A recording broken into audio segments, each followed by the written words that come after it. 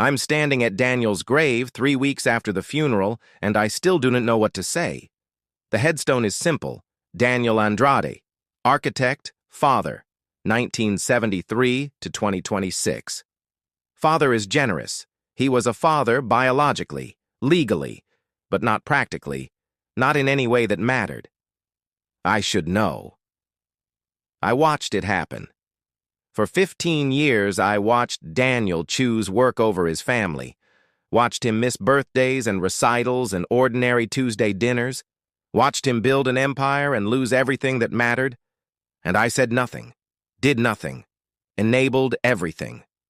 That makes me complicit. The funeral was 3 weeks ago.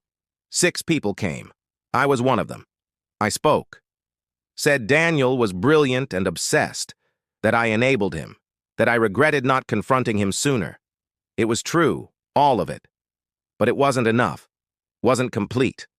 There's more to say, more to confess, more to own. So I'm here, at his grave, alone, trying to find the words. Daniel and I met in architecture school, 25 years ago.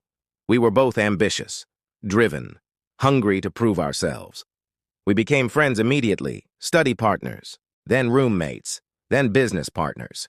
We built Andrade and Costa architecture from nothing. 2 kids with big dreams and no money. We worked insane hours, lived on coffee and ambition, took every project we could get, and we succeeded. Beyond our wildest expectations, within 5 years we were winning awards, landing international clients, building iconic structures. We were living the dream, or so I thought. Daniel got married, Marina. Beautiful, patient, kind. She was a teacher, elementary school. She loved kids, loved Daniel, believed in him, believed in us, in the firm, in the vision. She supported everything, the long hours, the travel, the obsession. She believed it was temporary, that once we were established, Daniel would ease back, spend more time at home, be present. She was wrong. We were wrong. Daniel had their first kid, Sofia. I was at the hospital, brought flowers, held the baby, watched Daniel hold her, watched him look at this tiny human he'd created. He was terrified, awed, completely in love. I thought this would change him. Thought fatherhood would shift his priorities, make him realize there were things more important than buildings. I was wrong. Daniel came back to work 3 days later, full intensity, no slowdown, no adjustment. When I asked how Marina and Sofia were, he said fine. Good. Then changed the subject to the project in Dubai. That should have been my first warning. But I ignored it. Told myself he was just adjusting, that he'd find balance eventually. He didn't. Lucas was born 2 years later. Same pattern. Daniel at the hospital for the birth. Back at work immediately after. No slowdown, no shift. If anything, he worked more, took on bigger projects, traveled more. I asked him once, early on, maybe 5 years into his marriage, Daniel, how's the family? How are you balancing everything? Fine, we're fine. Marina's great with the kids. She's got it handled. But do you want to be more involved? More present? I am present. I'm providing for them. Building a future. That's being present. That's not the same thing. What do you mean? Being there physically. At home, at dinner, at bedtime. That's being present, not just financing their lives. I'm building something, Raphael, something important, something that will last. They'll understand that eventually. Will they? Yeah, they will. I didn't push further, didn't challenge him, didn't say you're wrong, you're choosing wrong, you're going to lose them. I should have. That was the moment I could have intervened, could have been the friend he needed instead of the business partner who made everything easier. But I didn't. I stayed silent, enabled, covered, made excuses for 15 years. Sofia turned 10. Daniel missed her birthday party. Client meeting in Singapore. Couldn't reschedule. Marina called me. Asked if I could convince Daniel to come home early. To be there for once. I said I'd try. I didn't. Didn't even mention it to Daniel, because I knew he wouldn't listen. Knew he'd have an excuse. A reason why this particular meeting couldn't be moved. And I didn't want to have that conversation. Didn't want to be the one forcing him to choose, because I knew which one he'd choose. 3 days later, Marina left him. Took the kids, packed everything. Disappeared while Daniel was traveling. He came home to an empty house, called me, broken, devastated. She left Raphael. They're gone. Everything's gone. I know. Marina told me. She told you? When? 2 weeks ago. She asked if I could convince you to come home early. I said I'd try. But you didn't. No, I didn't. Why not? Because I knew you wouldn't listen. Knew you'd choose work. And I didn't want to force that conversation. So you just let her leave? Let me lose my family without even trying to help? I'm sorry, Daniel, I should have said something. Should have done something. But I was a coward. Yeah, you were. He hung up. Didn't talk to me for 3 days. When he finally came back to the office, he looked destroyed, unshaven, hollow, lost. We need to talk. Okay. I enabled you. For 15 years, I watched you destroy your marriage, and I said nothing. Did nothing. Made it easy for you to be absent. I'm complicit in this. Raphael, you're not responsible for my choices. I am, though. At least partially. I covered for you. Told Marina you were in meetings when you were at client dinners. Told the kids you were working when you were networking. I built a system that allowed you to never be home. I was trying to be a good partner. You were. But you were a terrible friend.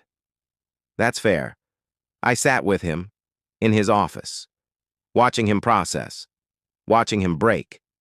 I thought I had more time. Time for what? To fix it. To prove I could change. To finish the house. To be there. You did have time. 20 years of time. You just didn't use it. I know. I know. So what now? I don't know. Do I chase them? Try to win them back? Finish the house? Prove I can complete something? Daniel, they're gone. You need to accept that. I can't. I have to try. Trying to get them back isn't the work.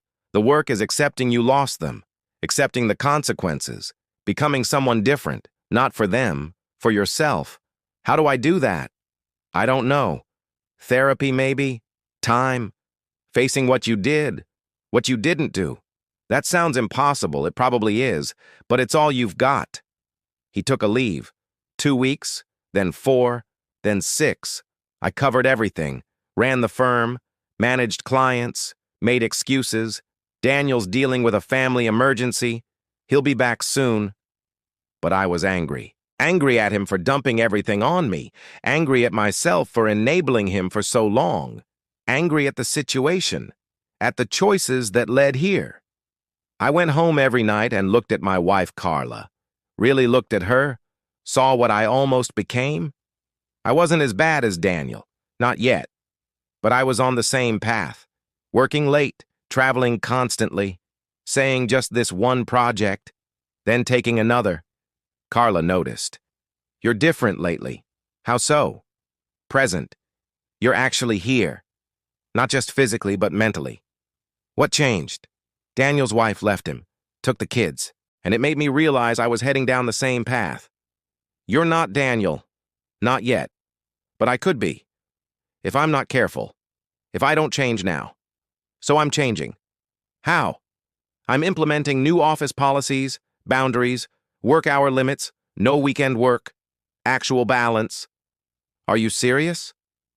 Yes. We can't keep operating the way we have been. It's destroying people. It destroyed Daniel. Won't that hurt the business? Maybe. But I'd rather lose clients than lose you, she cried, held me. Thank you. For seeing it. For choosing differently. I'm sorry it took watching my best friend lose everything to wake me up. Better late than never. Yeah. Better late than never. I changed everything. New policies. 50-hour work weeks maximum. No international travel without 2 weeks' notice. No client meetings before 8 a.m. or after 6 p.m. No emails on weekends, no exceptions. The senior associates freaked out. This is insane, Raphael. We'll lose clients, then we'll lose clients, but we won't lose our lives, our families, our sanity. Daniel lost everything.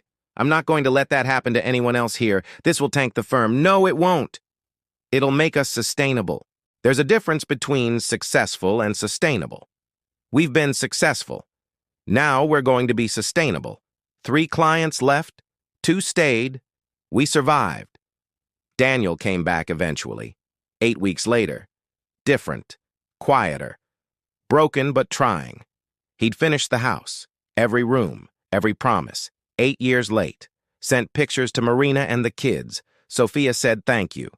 Lucas said it looks good. That was it. He looked at me. I finished it. Okay, it doesn't change anything. I know, so why did you do it? Because I needed to prove I could complete something, could keep a promise, even if it's too late. Daniel, you can't build your way out of this. You can't construct your way back into their lives. I know. But I don't know what else to do. Accept it. Let them go. Build a life without them. How? One day at a time. One choice at a time. You find out who you are without your achievements, without your family, without everything you built your identity on. That sounds terrifying. It is. But it's necessary. Daniel started therapy 3 times a week. Dr. Chin. She was good. Pushed him, challenged him, made him face what he'd done. He told me about the sessions sometimes, over lunch, over coffee, in quiet moments between meetings. She asked me why I chose work over family. What did you say? That work was easier. I knew how to be excellent at work. Knew the rules, the measures of success. But at home, I didn't know how to be enough. That's honest. Yeah. She said I was avoiding intimacy, avoiding the vulnerability of being a mediocre father. Easier to be an exceptional architect than an adequate dad. She's right. I know. God, I know. But knowing doesn't fix it. No, it doesn't. But it's a start. He cut back his hours. Came in 3 days a week, Tuesday through Thursday. Took on supporting roles instead of leading projects. It was strange seeing him like that. Subdued. Secondary. Not the driving force. Just a contributor. But he seemed okay with it. Or he was learning to be. How does it feel? Being secondary? Strange. Uncomfortable. But also relieving. Like I'm not carrying everything anymore. Good. That's good. I'm teaching too. At the community college. Intro to architecture. You are? Yeah. Starts next semester. 12 students. I'm terrified. Why? What if I'm terrible at it? Then you'll learn. Get better. That's how growth works. I guess. What made you want to teach? I don't know. Maybe I want to help people avoid my mistakes. Tell them not to sacrifice everything for success. That's good. That's important. Yeah. I hope so. His first semester teaching went well. He'd come in on Thursdays and talk about his students, about their questions, their passion, their hunger to build. There's this one kid, Marcus. Reminds me of me at that age. Ambitious, driven, wants to win every award, change the world. Are you going to warn him about the cost of that ambition? I am. I told him last week. Ambition is good, but not at the expense of everything else. Not at the expense of people, relationships, presence. How did he take it? He nodded. Said he understood, but I don't think he does. Not really. You can't understand until you've lost something. No, you can't. I watched Daniel transform over 2 years. Watched him become someone different, quieter, more reflective, less driven by achievement and more curious about meaning. He volunteered at a community center, teaching kids basic design principles. He went to therapy, consistently. He built a smaller life, a simpler one. No accolades, no international travel, no prestige, just showing up, being present, doing work that mattered in small ways. It suited him. Or he was learning to let it suit him. Marina got engaged, to Paul, guy from her book club, kind, present, everything Daniel wasn't. Daniel called me when he found out. She's engaged. I heard. How do you feel? Numb, sad, relieved, happy for her. All of it. That's complicated. Yeah. She deserves someone who shows up, who's there. I'm glad she found that. Even if it's not me. That's very mature. It's very resigned. There's a difference. Maybe. But you're accepting it. That's growth, I guess. Do the kids know? Yeah. Sofia told me. She's happy for her mom. Lucas didn't respond. That's his way of saying he doesn't care. How are things with them? With Sofia and Lucas? Polite, distant. Sofia talks to me occasionally, surface stuff. Lucas doesn't talk to me at all. Does that hurt? Yeah, every day. But it's what I deserve. You're not going to fight for them? Chase them? Try to force a relationship? No. They made their choice. I have to respect that. When did you become so wise? When I lost everything and had to figure out who I was without it. Fair enough. We had lunch once a month. Daniel and me. Same cafe we'd been going to for 15 years. Back when we used to eat while reviewing contracts and taking client calls. Now we just ate and talked. Like actual friends instead of business partners who happen to be friends. Marina's wedding is next month. Are you going? No. I wasn't invited. That's probably for the best. Yeah, it is. How's teaching going? Good, really good. I have 20 students this semester. They're eager, hungry. They remind me of us, before we built the firm, before everything got complicated. Do you miss it? The prestige? The big projects? The international acclaim? Sometimes, but not as much as I thought I would. What do you miss more? The work or the identity? The identity. I knew who I was when I was winning awards, designing iconic buildings, being exceptional. Now I don't know who I am. So who are you becoming? I don't know yet. Someone quieter. Someone who contributes instead of dominates. Someone who shows up for small things instead of chasing big things. That's good. That's really good. Is it? Or is it just all I have left? Both. Definitely both. Daniel sold the house. Couldn't stay there. Too many ghosts. Too many reminders of promises kept too late. He moved into a small apartment. 1 bedroom, minimal, functional. No photos, no decorations, just space to exist. I helped him move. It took 3 hours. He didn't have much. Books, clothes, a few pieces of furniture. That's it. This is depressing, Daniel. What is? This apartment. It's so empty. It's simple. There's a difference. It looks like you're camping, waiting for your real life to start. Maybe I am. Your real life is now. This is it. I know. But it doesn't feel real yet. What would make it feel real? I don't know. Connection, maybe. Friends, purpose, something that matters. You have those things. Do I? You have me. You have your students. You have your work at the community center. That's not nothing. No, it's not nothing. But it's not enough either.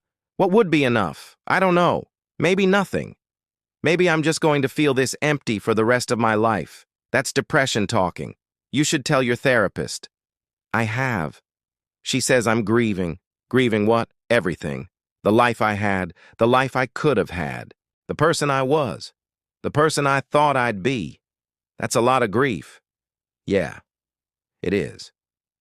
We sat in his empty apartment, drinking coffee, looking out the window at the city, all these buildings, all these monuments to ambition.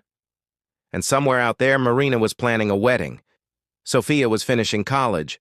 Lucas was at Stanford, all of them building lives that didn't include Daniel. And he was here, in this empty apartment, learning to live with the consequences. I should go. Carla's making dinner. Okay. Thanks for helping me move. Of course. That's what friends do. Raphael? Yeah? Why did you stay? After everything? After watching me destroy my life? Why didn't you walk away? Because I knew who you could be, and I wanted to see if you'd become him. Am I? Becoming him? Yeah. Slowly. Painfully. But yeah, you are. Good. That's good. I left, drove home. Thought about Daniel, about friendship, about complicity, about the fine line between supporting someone and enabling them. I'd enabled him for 15 years, made it easy for him to choose wrong, to prioritize wrong, to destroy his family while building his career. That was on me. Not all of it, but some of it. Enough that I had to live with it, had to own it, had to change because of it. Carla was in the kitchen when I got home, cooking. Our daughter Maya was in her high chair, 2 years old, smiling, babbling, being present in the way only toddlers can be. How's Daniel? Sad. Empty. Learning to live with consequences. That's hard. Yeah, it is. Are you glad you changed? When you did? Before it got that bad? Every single day. Me too. I picked up Maya, held her, played with her, was there, fully there, not thinking about work, not checking my phone, not planning the next project. Just there. That's what Daniel never learned. How to be there. How to be present. How to choose the moment over the achievement. And by the time he learned it, it was too late. I wasn't going to make that mistake. Wasn't going to wait until my family left to realize what mattered. I'd already made the change. Already chosen differently.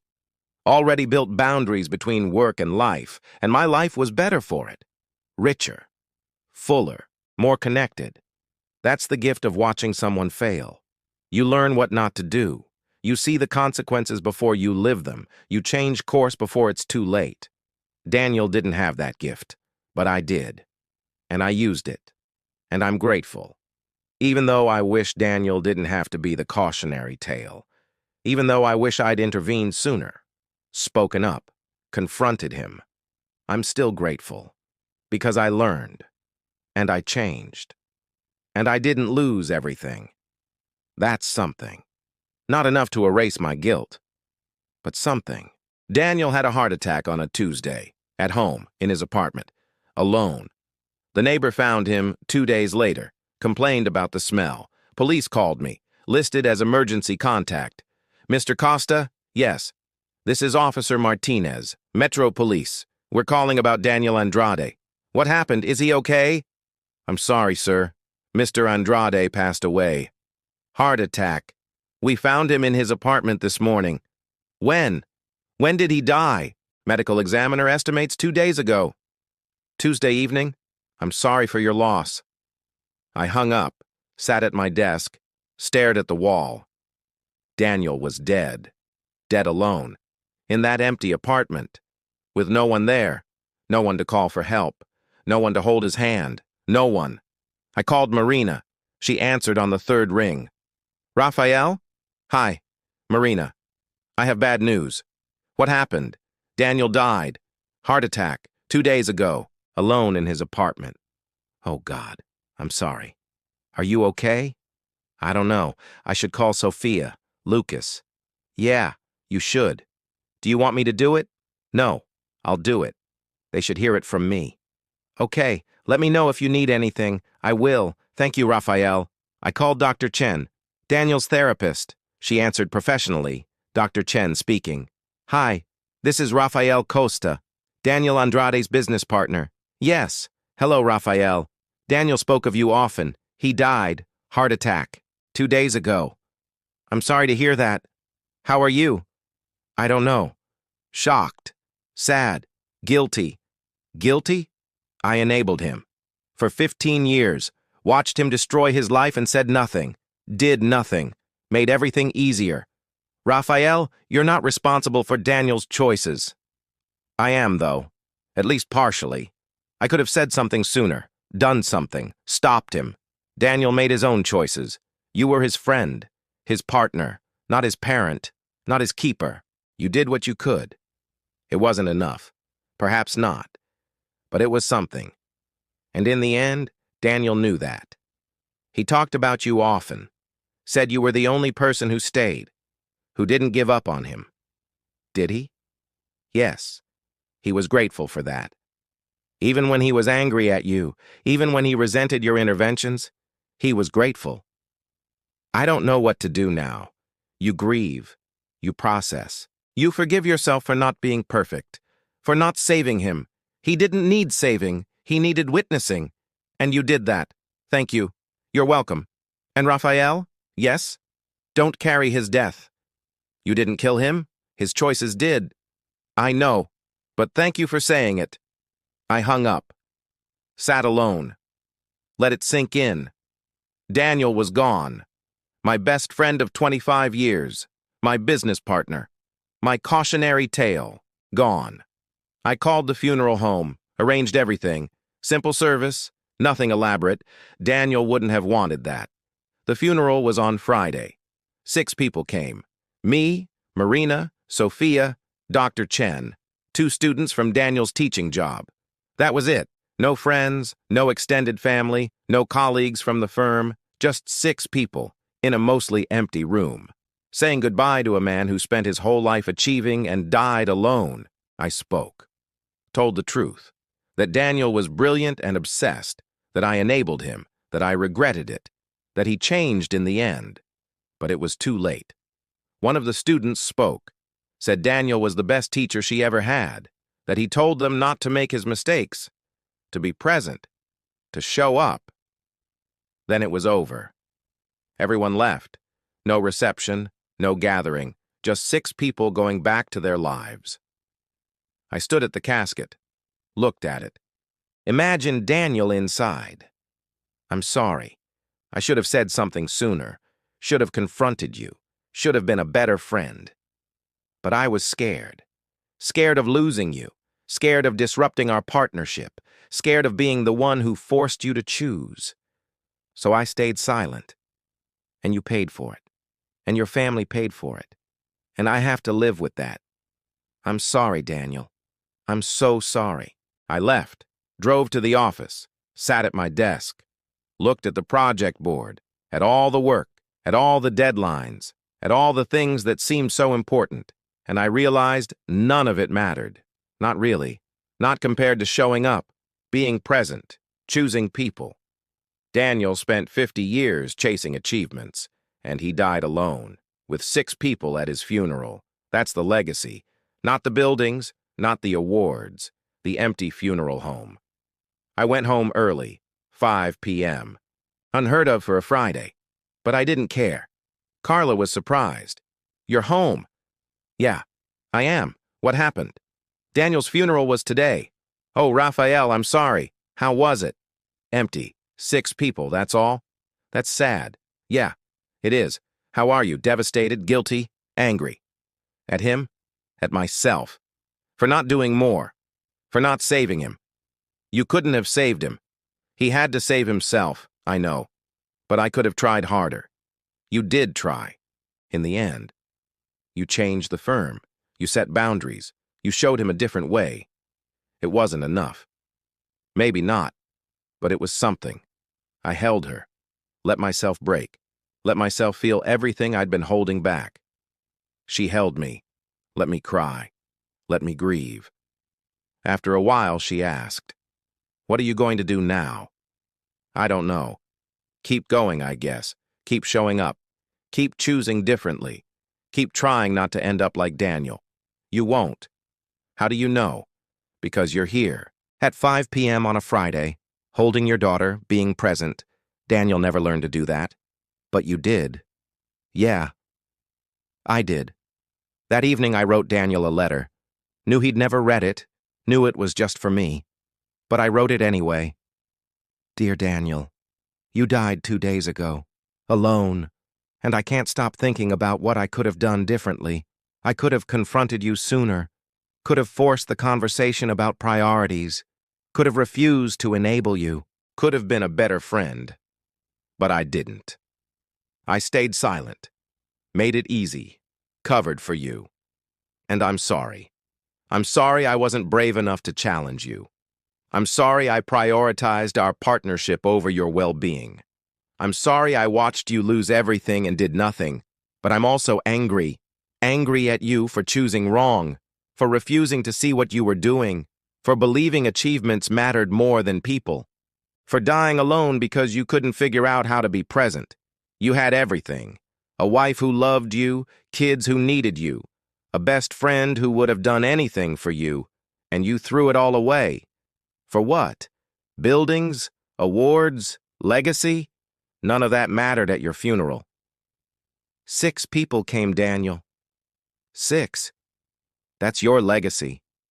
Not the buildings, the empty funeral home. I hope you found peace. I hope in those last moments you understood what you'd lost, what you'd sacrificed, what you'd chosen. I hope it hurt. Because maybe pain is the only teacher that actually works. I'm going to live differently. I'm going to show up. I'm going to be present. I'm going to choose people over achievements. Every single time. Not because I'm better than you, but because I watched you fail. And I learned. Goodbye, Daniel. I wish things had been different. I wish you'd chosen differently. I wish I'd been braver. But we are who we are. And we did what we did. And now you're gone. And I have to live with it. Your friend, Raphael. I sealed the letter, put it in my desk drawer, next to other letters I'd never send. Then I went to bed, held Carla, listened to Maya breathing in the next room, and I was grateful. Grateful for this, for presence, for now, for choosing differently before it was too late. The week after Daniel's funeral, I cleaned out his office. No one else wanted to do it. Marina said she couldn't. Sofia declined. Lucas didn't respond. So it fell to me. His desk was organized. Everything in its place. Files labeled, pens aligned, projects documented. Even in death, he was meticulous. I found a notebook, black, leather-bound, his handwriting inside. I opened it. Journal entries. Dozens of them. I shouldn't read it. Knew it was private. But I did anyway. Entry from 2 years ago. I came home today and the house was empty. They're gone. Marina, Sofia, Lucas, everything. I stood in the hallway and I couldn't breathe, couldn't process. They actually left. I thought I had more time. Thought I could finish the house, prove I could change. But time ran out. And they're gone. And I don't know what to do. Entry from 18 months ago. Therapy is hard. Dr. Chen keeps asking why I chose work over family. I keep saying I don't know. But that's a lie. I do know. Work was easier. I knew how to be excellent at work, knew the rules, the measures of success. But at home, I didn't know how to be enough. Didn't know how to just be. So I avoided it. Chose the place where I could win. And I lost everything that mattered. Entry from 1 year ago. I finished Sofia's room today. The window seat she wanted when she was 10. I sent her a photo. She said thank you. That's it. Just thank you. I wanted more. Wanted her to say it's beautiful. Or I wish I'd had this. Or even I hate that you did this so late. But she just said thank you. Polite. Distant. And I realized that's all I deserve. Entry from 6 months ago. Lucas got into MIT. Full scholarship, astrophysics. He's brilliant. Going to do incredible things. Marina told Raphael. Raphael told me. Lucas didn't want me to know. Didn't want me to take credit for something I didn't contribute to. That hurt. But it's fair. I wasn't there for his journey. I don't get to celebrate his achievement. Entry from 3 months ago. Marina's engaged. To Paul, guy from her book club, she sent me an email. Very polite, very formal. I'm happy for her. Actually happy. She deserves someone who shows up, who's present, who chooses her. I chose work. For 20 years. And I lost her. And she found someone better. Good. Entry from 1 month ago. I'm teaching 20 students this semester. One of them, Emily, asked me what I regret most. I told her the truth. I regret choosing achievements over people. I regret believing buildings mattered more than birthdays. I regret dying successful and alone. She looked confused. You're not dead. Not yet. But I am alone. And when I die, there won't be many people there. That's the cost of my choices. I hope you choose differently. Last entry, 2 days before he died. I'm 52 years old. I've been an architect for 30 years, a father for 23, a husband for 25. Well, ex-husband now. And I don't know if I did any of it well. I built beautiful buildings, won prestigious awards, taught eager students. But I failed at the things that mattered. Failed at being present, at showing up, at loving well. Raphael called today, asked if I wanted to have lunch. I said yes. We had lunch. Talked about nothing important. His daughter, my students, the weather, normal things. When we finished, he said, "I'm proud of you, for changing, for trying, for becoming someone different." I almost cried, because that's all I want. For someone to see that I'm trying, that I'm not the same person I was, that I'm learning, even though it's too late. Even though it doesn't fix anything, I'm still learning. Maybe that's enough. Maybe that has to be enough. I closed the notebook, put it in the box with his other things, sat at his desk, cried. For my friend, for the man he was, for the man he tried to become, for all of us who watched it happen. I called Marina. "Hi, Raphael." "Hi. I'm cleaning out Daniel's office. How's that going?" "Hard. I found a journal, read some of it, and he changed. In the end, he really did. He saw what he'd done, took responsibility, tried to become someone different. I know. That doesn't fix anything. No, it doesn't. But it's something. Yeah, it is. Are you okay, Raphael?" "I don't know. I feel guilty. For not doing more. For not saving him. You couldn't have saved him. Everyone keeps saying that. Because it's true. He had to save himself. And he tried. Just too late. Yeah, just too late." We talked for a while longer. About the funeral. About the kids. About moving forward. When we hung up, I finished packing Daniel's office. Books, files, personal items. Everything fit in 4 boxes. 52 years of life, 30 years of career, 4 boxes. I took them to my car, drove them to storage, paid for a unit, put the boxes inside, locked the door, walked away. That evening, Carla asked if I was okay. No, but I will be. "What do you need?" "To talk. About Daniel. About everything." "Okay, I'm listening." I enabled him for 15 years. Watched him destroy his life. Said nothing. Did nothing. Made it easy for him to choose wrong. You were his friend, his partner. You did what you could. It wasn't enough. Maybe not. But you changed. You saw what was happening. You implemented new policies. You chose differently. You didn't let his mistakes become yours. That's something, is it? Yes. Raphael, you learned from his failure. You changed before it was too late. That's huge. I just wish he'd learned sooner. Me too.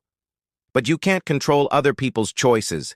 You can only control your own, and you chose well. Thank you. Of course. We sat together.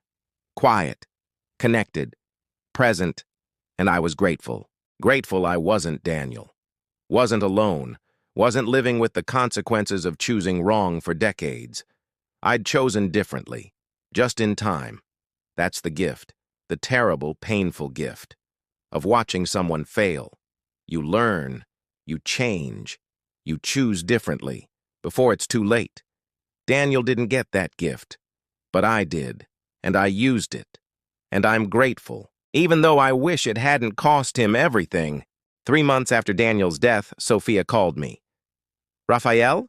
Hi, Sofia. How are you?" "Okay. I wanted to ask you something." "Of course. Anything. Did my dad talk about me? In the last few months?" "He did. Not constantly. But sometimes." "What did he say?" "He said he was proud of you. That he wished he knew you better. But that he understood why you kept your distance." "Did he seem sad about it?" "Yeah. Really sad, but also resigned. Like he'd accepted it." "That's something, I guess." "It is. He also said you were going to do incredible things, that you were becoming someone amazing, despite him, not because of him. He was right about that. You are incredible, Sofia. Thank you. Can I ask you something else? Yeah. Do you think he changed? In the end? Yes. I do. Completely? No. But significantly. He saw what he'd done, took responsibility, went to therapy, cut back work, started teaching, became someone quieter, more honest, less obsessed with being exceptional, but it was too late. Yeah, it was too late. Do you think he knew that? That it was too late? Yes. He knew. He wrote about it in his journal, about how he was changing, but it didn't undo the damage, didn't bring you back. He accepted that. That's mature. It is. More mature than I expected from him. People can surprise you. Even at the end. Yeah, I guess so. How are you doing, Sofia? With all of this? I don't know. I read his letters. The ones he left me. All 52 of them. How were they? Honest. Sad. Too late. But real. He took responsibility. Didn't make excuses. Just owned what he did. That's good. Yeah, it is. But it doesn't fix anything. No, it doesn't. But it gives you something. Closure, maybe. Understanding. Yeah, maybe. Raphael? Yes? Thank you. For staying. For being his friend. Even when he was impossible. Even when he was destroying everything. Someone needed to witness it. To see him. You did that. I tried. Not always well, but I tried. That's all any of us can do. Yeah, I guess so. We talked for a few more minutes, then said goodbye.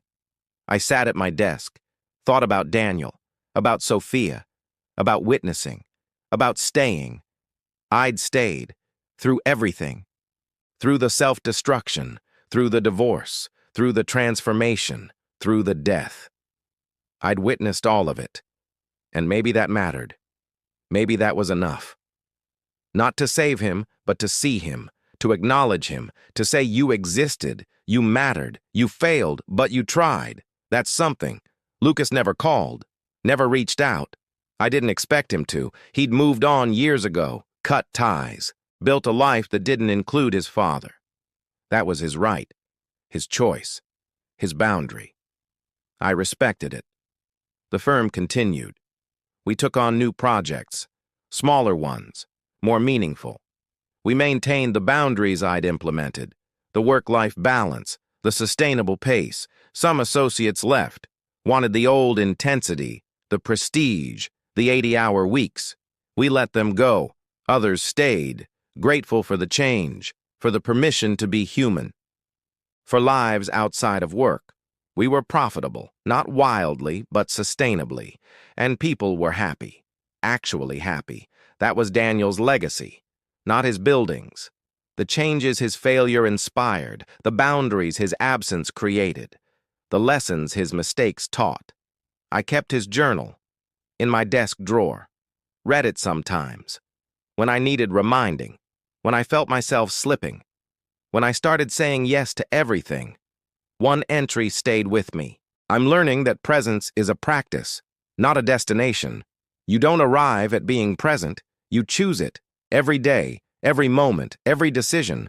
Choose people over projects, connection over achievement, now over later. I failed at this for 50 years. I'm learning it now. Too late for my family, but not too late for my students. For the kids I teach. For the small moments I have left. Maybe that's redemption. Not fixing what you broke, but becoming someone who wouldn't break it again. Even if no one's watching, even if it doesn't matter. Becoming that person anyway. That's what I was trying to do.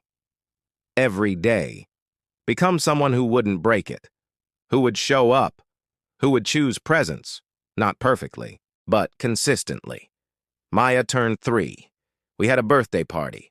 Small, just family and close friends. I was there, fully there, not checking my phone, not thinking about work, not planning the next project, just there. Carla noticed. You're different. How so? Present. You're always present now, not just physically, Mentally, emotionally, fully here. That's the goal. You're doing it. Thank you. For what? For noticing, for caring, for staying. Even when I was heading down Daniel's path, you chose differently. You woke up.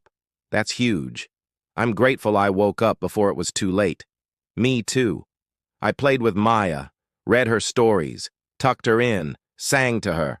Normal things, parent things, present things, the things Daniel never learned to do.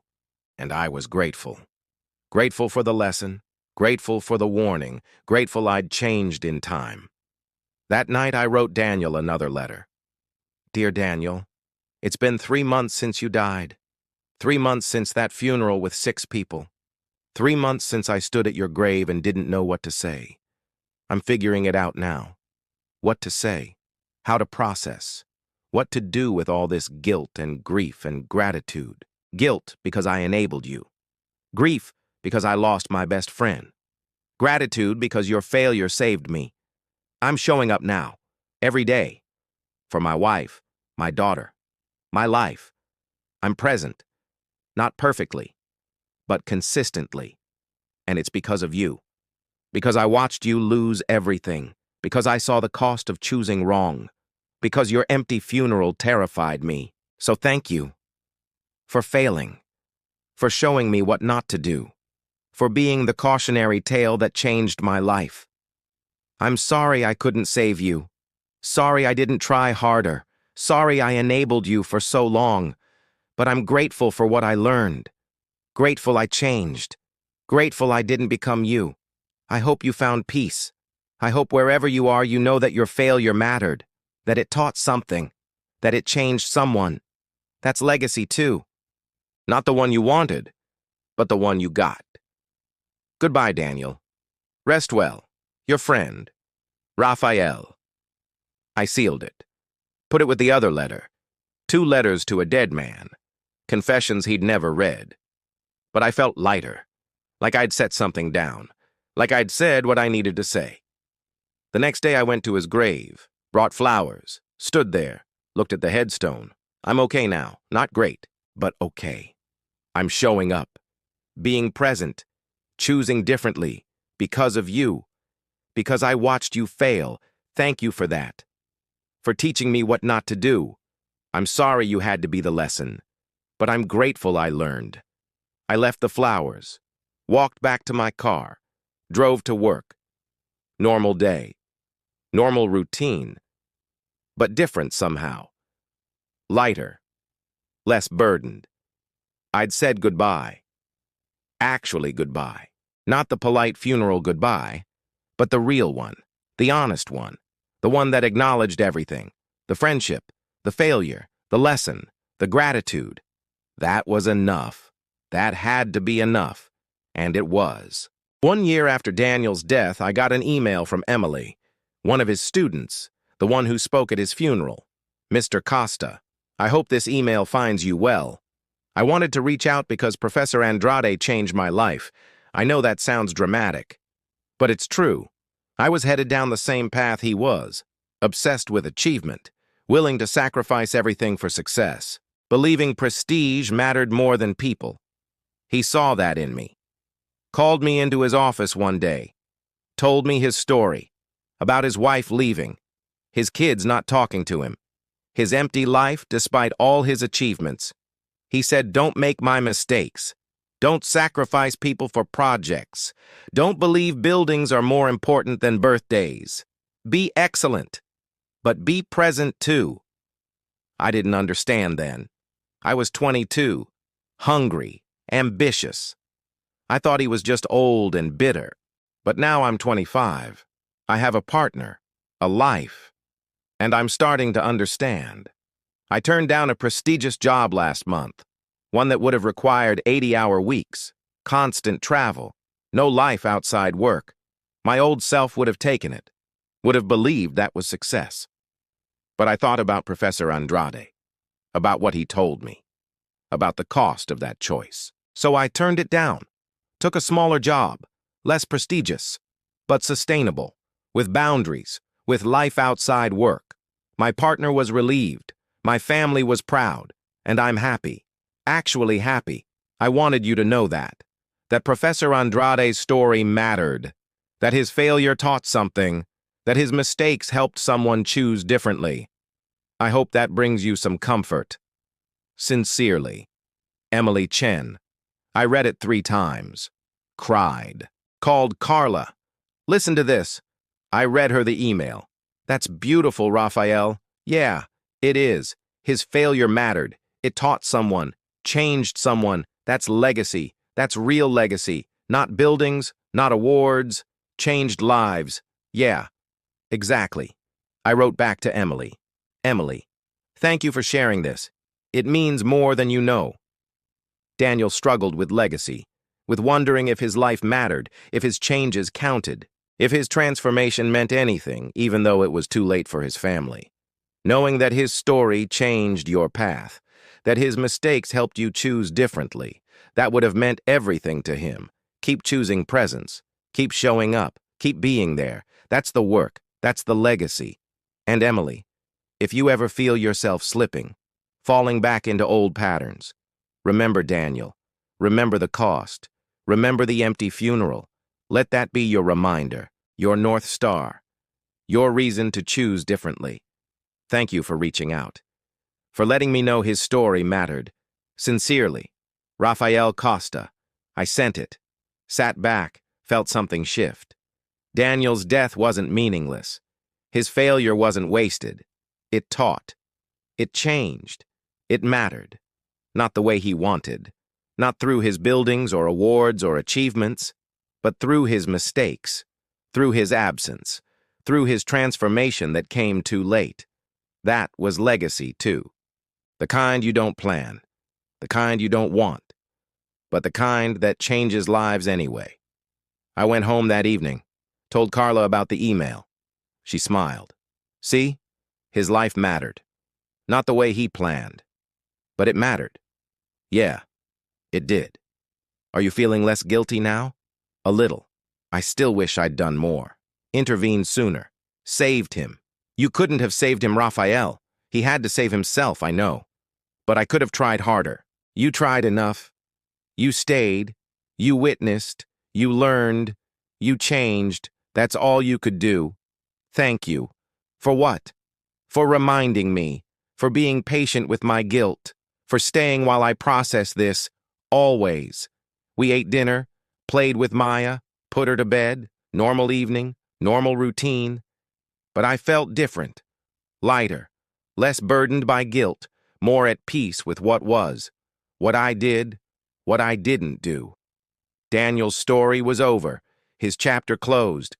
But the lessons continued. In me. In Emily. In everyone who heard his story and chose differently. That was enough. That had to be enough. And it was. 2 years after his death, I started speaking. At architecture schools, at conferences, at firms, about work-life balance, about presence, about the cost of choosing achievement over connection. I told Daniel's story, with permission from Marina and Sofia, not to shame him, but to warn others, to show the cost. To inspire different choices. People listened. Some cried, some thanked me. Some said they were heading down the same path, that the story woke them up. After one talk, a young architect approached me. That could have been me. What? That story. That life. I'm 30, working 80 hours a week. My wife is threatening to leave. My kid doesn't know me. I thought that was success, but it's not. It's slow suicide. What are you going to do? Change. Today. Right now. I'm going home. I'm telling my boss I need boundaries, and if he won't give them, I'm finding a new job. Good. Do that. Thank you for sharing that story, for warning us. You're welcome. Daniel would be glad his failure mattered. I hope so. I walked away. Thought about Daniel. About his empty funeral. About his journal entries. About his transformation that came too late. And I thought maybe this was the point. Maybe this was why it happened. Not for him, but for everyone who came after. everyone who heard the story, everyone who chose differently because they saw the cost. That was legacy. Real legacy. Not the buildings that would eventually be torn down, not the awards that would be forgotten. But the lives changed, the choices inspired, the people who showed up because Daniel didn't. That mattered. That would always matter. I drove home. Normal commute. Normal evening. But I felt Daniel with me. Not haunting, just present. Like he was saying thank you. For staying, for witnessing, for learning, for sharing, for making his failure mean something. You're welcome, Daniel. You're welcome. And thank you. For teaching me. For showing me. For saving me by failing. Rest well, friend. Rest well. I got home. Carla was making dinner. Maya was drawing. Normal scene. Beautiful scene. Present scene. I'm home. I'm actually home. And I'm staying. That's Daniel's gift. The terrible, painful gift. I learned to stay. To show up. To be present. Before it was too late. And that's everything. Raphael carried Daniel's story for the rest of his life. Not as a burden, but as a responsibility. He spoke at dozens of schools, hundreds of firms. Thousands of architects heard the story of the man who built everything and lost what mattered. Some listened. Some changed. Some went home and hugged their kids, chose differently, showed up. Raphael never stopped feeling guilty, but he learned to live with it, to use it, to let it fuel his mission, to prevent others from making Daniel's mistakes. He retired at 60, spent his days with Carla, with Maya, with grandchildren. He was there, fully there, not distracted, not distant, not choosing work over family, just there.